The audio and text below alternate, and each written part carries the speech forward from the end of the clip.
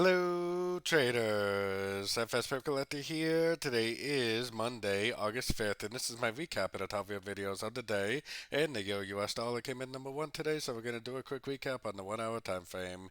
If you'd like to see my full top down analysis from this morning, make sure you check out the video linked at the end of this video over here. So the euro dollar started off very strong again today. It actually looked like this right here was maybe even a wave 5, but then it just kept on pushing up. Another reason why I only trade with the trend.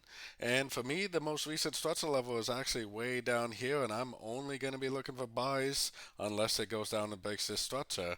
No break of structure, no looking for shorts for me. I'm definitely looking for three-way pullbacks though, so I do kind of expect it to make some sort of thing like this, some sort of an ABC pattern, probably some sort of a three-way pullback to a Fibonacci level for the continuation of the uptrend. So I'm definitely looking for three-way pullbacks to go long for the continuation of the uptrend.